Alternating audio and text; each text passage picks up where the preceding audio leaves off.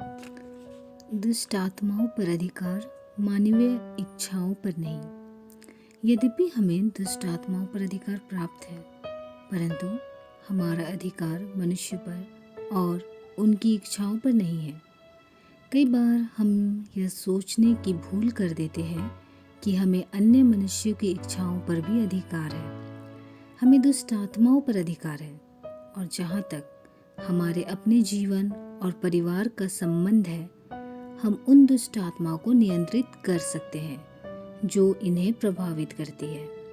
परंतु जब अन्य लोगों के जीवन की बात आती है तो हम हमेशा नियंत्रण नहीं कर सकते, क्योंकि उस व्यक्ति की इच्छाओं की भी एक महत्वपूर्ण भूमिका होती है। कई वर्षों पहले मैं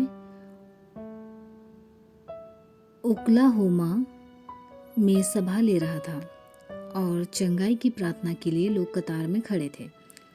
मैं उनके लिए प्रार्थना कर रहा था। उसी समय मुझे अंतरात्मा में यह ज्ञात हुआ और आत्मा की गवाही से मैंने जान लिया कि उस कतार में एक व्यक्ति में दुष्ट आत्मा है। परंतु इसका यह अर्थ नहीं था कि वह दुष्ट आत्मा से ग्रसित है। दुष्ट आत्मा का होना और दुष्ट आत्मा से ग्रसित होना, यह दोनों भिन्न भिन्न बातें हैं। दुष्ट आत्मा से ग्रसित होने का अर्थ है आत्मा, प्राण और देह पर पूर्ण रूप से दुष्ट आत्मा का अधिकार हो जाना। दुष्ट आत्मा से ग्रसित न होने के बाद भी आपके शरीर में दुष्ट आत्मा हो सकती है। मैंने उसकी तलाश में अपनी नजरें यहाँ वहाँ घुमाई और उस कतार में चौथे क्रम पर खड़े एक व्यक्ति पर मेरी दृष्टि पड़ी और मैंने आत्मा में जान लिया कि उसी व्यक्ति में दुष्ट आत्मा है। मैं जोर से कुछ भी नहीं बोला। आपको ज्ञात होना चाहिए कि शैतान कुछ बातें जानता है, परंतु वह सब कुछ नहीं जानता या परमेश्वर के समान सर्वज्ञ नहीं है। उसकी मानसिक सामर्थ्य के कारण आप समझ सकेंगे कि शैतान अवश्य ही कुछ बातें जानता है। कुछ ज्योतिषी भविष्य में घटित होने वाली घटनाओं के विषय में पूर्वानुमान लगा लेते हैं। यहाँ तक कि शैतान आपके कुछ विचारों को भी जान लेता है। हम इस बात को कैसे जान सकते हैं?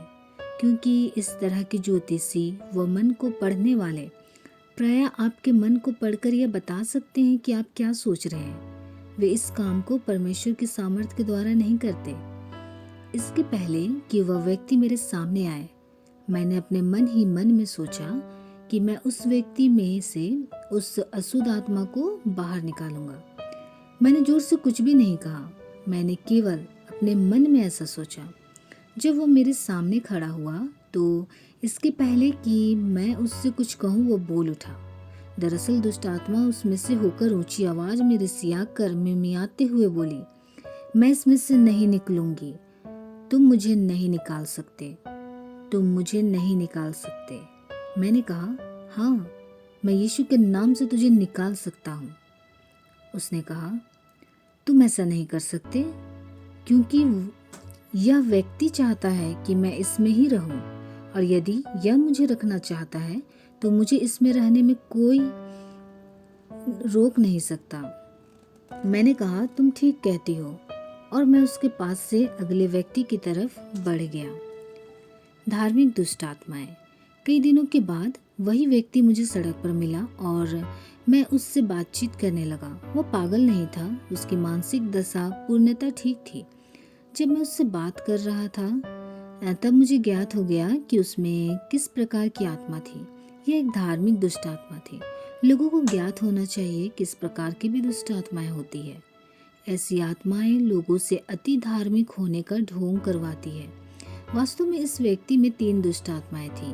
अन्य जो 2 आत्माएं थी, उनमें से एक धोखा देने वाली और दूसरी झूठ बोलने वाली आत्मा थी।